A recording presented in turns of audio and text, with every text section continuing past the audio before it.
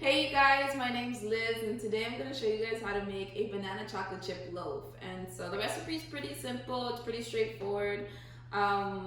These are ingredients. We have AP flour, we have brown sugar, you're going to need baking soda as well as baking powder. Of course you can't forget your bananas. You got your chocolate chips, vegetable oil or any neutral oil, and then for the egg replacer we're gonna do flaxseed, and then you're also gonna need some acidity, so we're gonna use lemon juice today. All right, you guys, we got the oven preheated at 350, and then before you get into your recipe, you want to go ahead and make sure everything's kind of set up when your batter's done. And so for me, I'm just gonna use this glass loaf container. You can use a tin, that's most common, but with the tin you want to make sure that you put some type of non-sticking spray on the bottom, and you want to line it up with parchment paper so that's why it's easy for you to pick up. This will be pretty easy just because it's glass, so slip out, but I am gonna put a little bit of that cooking spray just so it can come out smoothly. Next, we're gonna do our flaxseed egg. So this recipe requires 3 eggs, and fortunately I don't have a tablespoon, so I have a teaspoon, and for 1 tablespoon it's 3 tablespoons. So we're gonna do 3 times 3 is 9. We're gonna do 9 of these. And so for every tablespoon you're gonna do 1 tablespoon of water, but we're gonna go ahead and count that first before I lose track. That's 4, 5, 6, 7, 8, and 9. Got that, and then grab my water.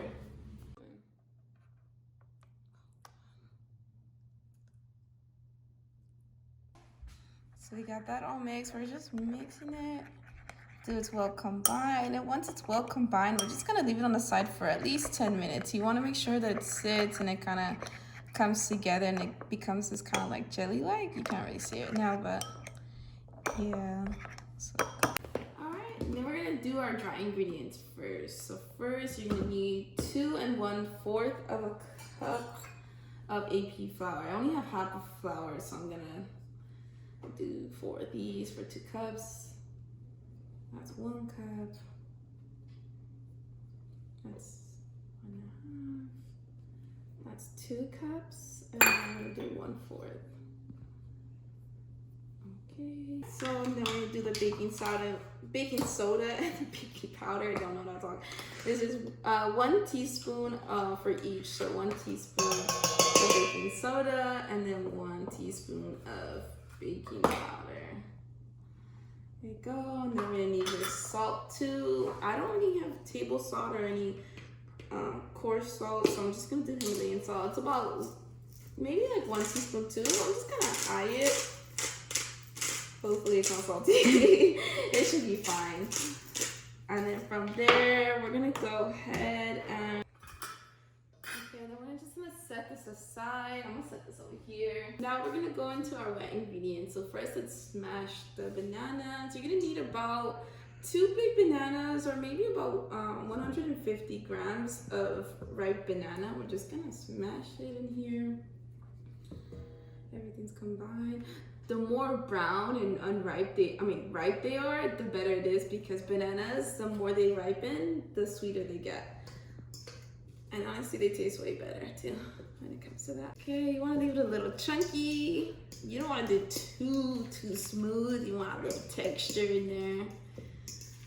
All right, so that's smashed up. And then from there, we're gonna do our lemon juice, which we don't have cut, but let's go ahead and do it.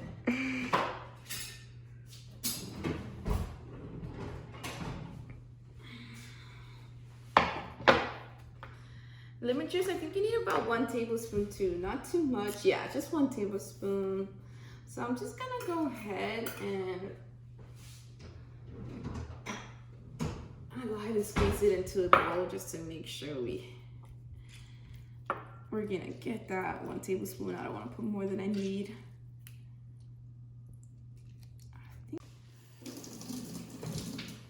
She's pretty juicy. So let's go ahead. So again, I don't have a tablespoon, but 3 teaspoons is equivalent to 1 tablespoon. So let's go ahead and do this.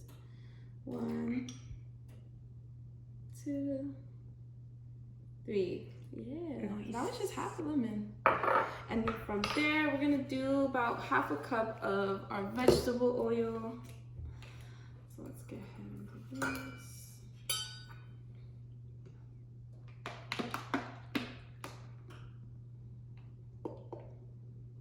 Not going out fast enough. There you go. Of course, baking requires patience. They say baking, when they taste your pastries, they can feel your energy. So the more relaxed and calm you are, the better your pastries taste. So let's see. We're gonna do 1 cup. I didn't show this, and I'm just realizing I didn't show this as the ingredients. But yeah, you're gonna need half a cup of any nut milk. I'm just gonna use almond milk. Then we're gonna use half a cup of this, and you want to make sure that it's unsweetened and unflavored too. You can do vanilla too if you want, but unsweetened for sure. Okay, you guys. And then from there, we're gonna just whisk this together. So it's a little difficult for me just because I don't have a whisk. I have a fork, but it's okay. All right, we got this egg. This egg is ready to go. So you see the consistency. It's not watery, it's just a little thick, kind of like the egg whites. We're gonna go ahead and put this in our wet mixture. There you go. And we're gonna mix this together. Make sure it's well combined.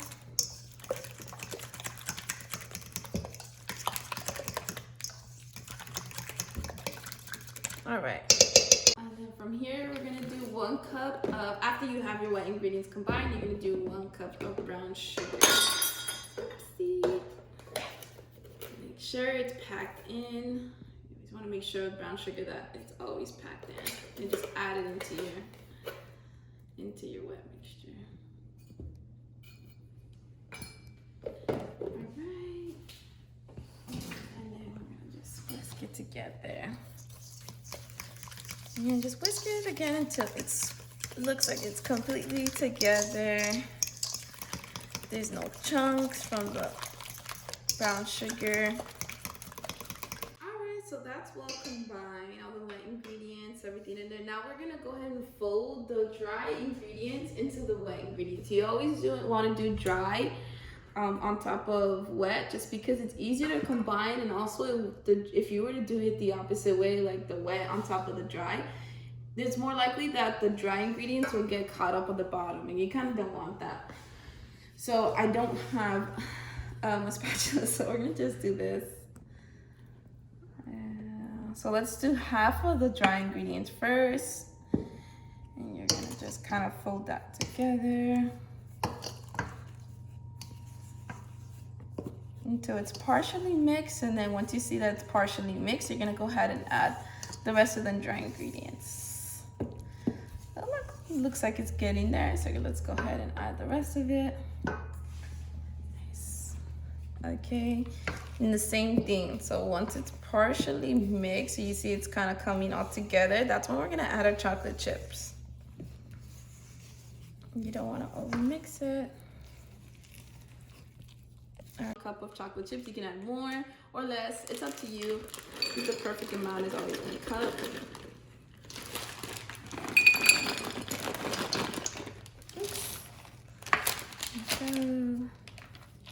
And yeah, she's coming together. She's done. She's good. She's ready to bake. She's ready to go on her tin and to be eaten.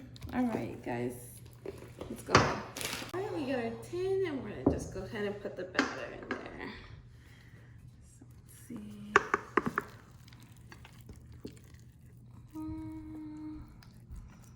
Okay. Okay, so this tin, I didn't even mention it earlier, but it's a 9x3 loaf tin. This is a little bit small for the batter, but honestly, you guys, I think it should be fine. You can also make muffins with this. It's just gonna take longer for me. It's just gonna take longer to bake, but it's upright. The more the better. It's just gonna be a high rise, so it's okay. I'm just gonna add chocolate chip on the top, just because I love chocolate, and the more the better. All right. And then she's gonna bake for about maybe 45 to an hour minutes, just depending. You just always want to check it. So we're gonna check it at 30 minutes and see where she's at. Much later. So this loaf has been in there for a good 45 minutes already. So you can already tell just as I moved it. You see how jiggly it is. It's not ready. So let's put it in for another 20 minutes, 25 minutes. Eventually. So we took out the loaf and it baked for about 50 minutes to an hour. It just all depends on how big your tin is. And if you wanted to do muffins, they'll probably be faster, probably like 20 to 25 minutes, no longer than that. So you know how I told you guys to put that parchment paper if you have a tin. I probably should have done it with the glass, but it's okay. We have this to kind of take it out. So let's see if so we're gonna try to take it out with this, kind of loosen it up. It shouldn't be stuck on. You can kind of see it's already moving around. That's a little tricky. There we go. She's so pretty. She's so pretty and chunky. I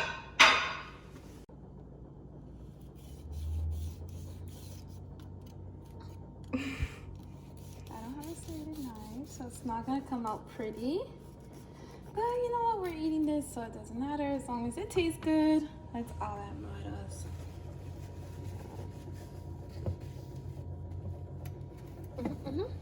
Just cut one more slice.